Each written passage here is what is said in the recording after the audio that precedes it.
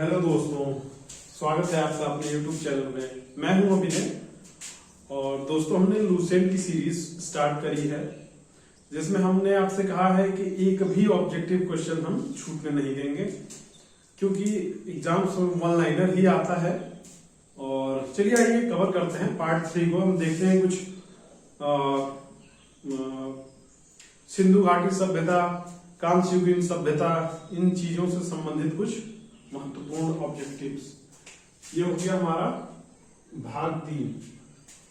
पहला क्वेश्चन है दोस्तों, लोथल और सुरकोटदा ये जो थे उस समय के प्रमुख बंदरगाह हुआ करते थे दोस्तों।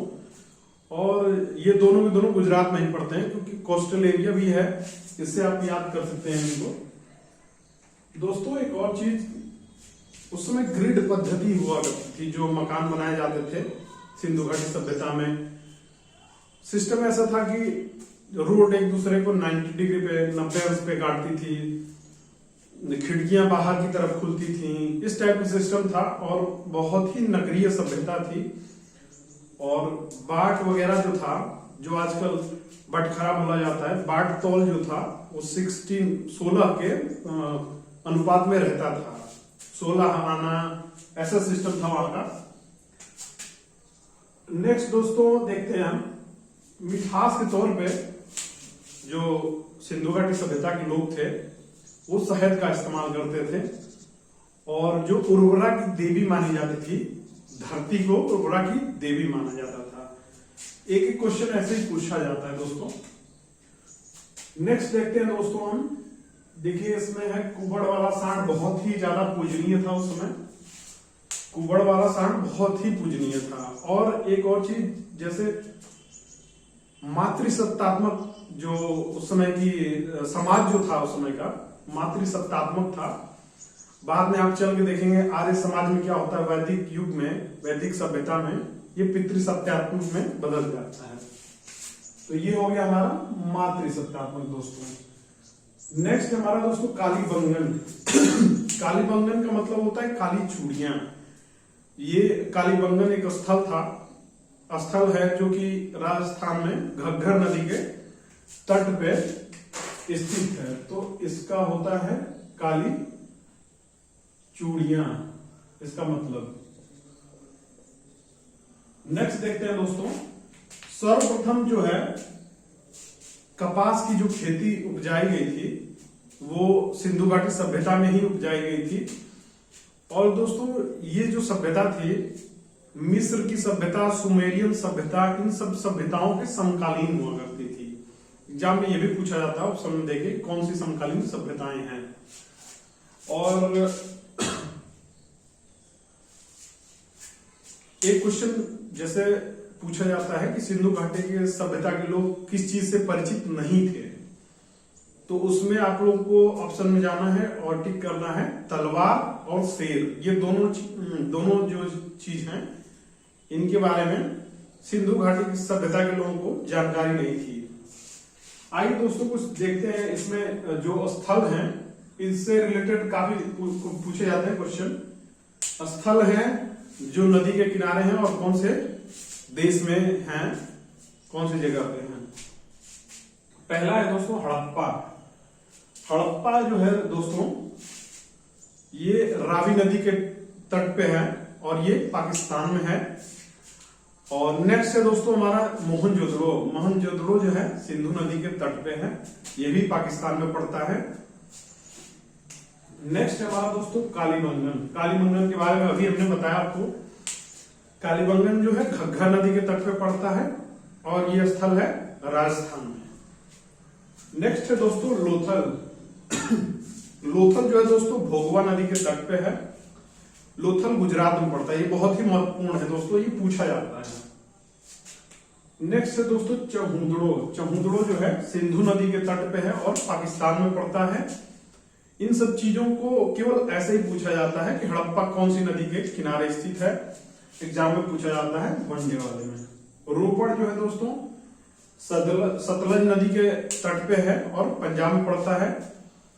और नेक्स्ट है हमारा रंगपुर। रंगपुर जो है मादर नदी के तट में पड़ता है और गुजरात में पड़ता है। तो इसमें दोस्तों केवल यही पूछा जाता है कि जैसे कौन सा स्थल कौन सी नदी के तट पे है। ये बहुत ही महत्वपूर्ण है, किसी भी एग्जाम में बैठेंगे आपको 1-2 क्वेश्चन मिल जाएंगे। नेक्स्ट अब हम देखते हैं दोस्तों वैदिक सभ्यता जो है। वैदिक सभ्यता जो है धीरे धीरे समाज में परिवर्तन होता है और सिंधु घाटी सभ्यता के बाद वैदिक सभ्यता आती है। इसमें भी होता है पूर्व उत्तर वैदिक पूर्व वैदिक, तो हमको वो सब चीजें नहीं देखेंगे ऑब्जेक्टिव के लिए।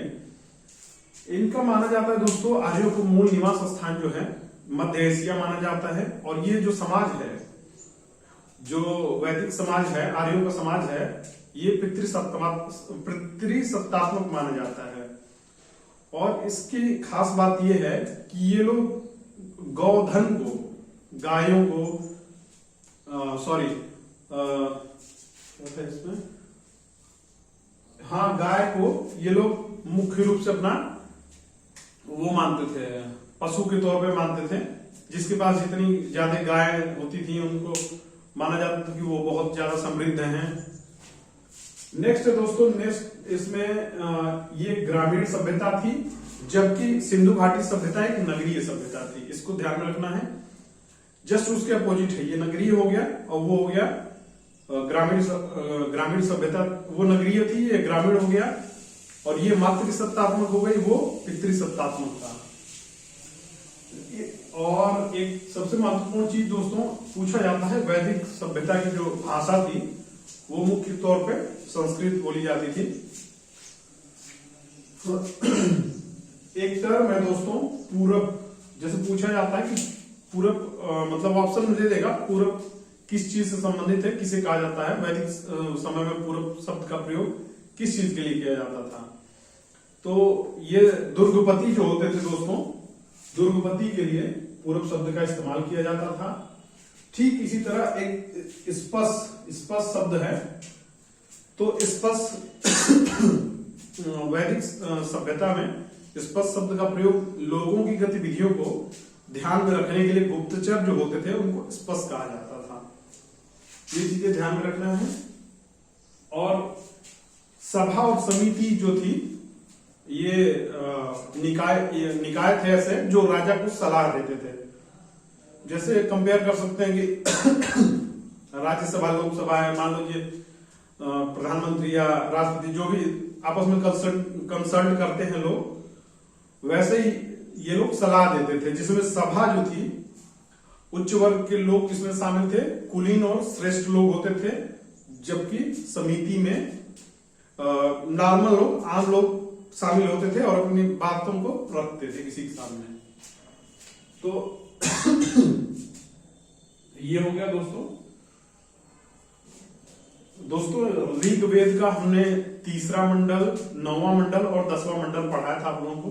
आज 7वां मंडल है।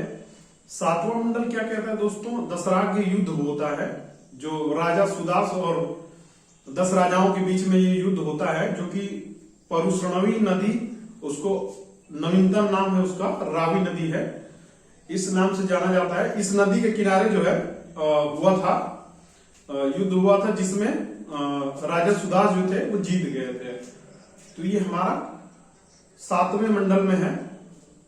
एक बार फिर से रिवाइज कर लेते हैं दोस्तों। 3रा मंडल क्या कहता था, जो विश्वामित्र द्वारा रचित जो गायत्री मंत्र है सूर्य को समर्पित, वो आता है। 9वां मंडल जो है दोस्तों ऋग्वेद का, जिसमें सोमदेव का वर्णन होता है। और दोस्तों 10वां जो मंडल है उसमें पुरुषासुक्त की वर्णन किया जाता है, जिसमें 4 वर्णों में समाज को बांटा गया है, ब्राह्मण, क्षत्रिय, वैश्य, शूद्र। तो ये चीज याद रखेंगे आप, बहुत ही महत्वपूर्ण है दोस्तों। राजा सुदास और 10 राजाओं के बीच में हुआ था, जबकि राजा सुदास विजयी हुए थे। ये बता ही चुके हैं, पितृ प्रधान समाज था दोस्तों।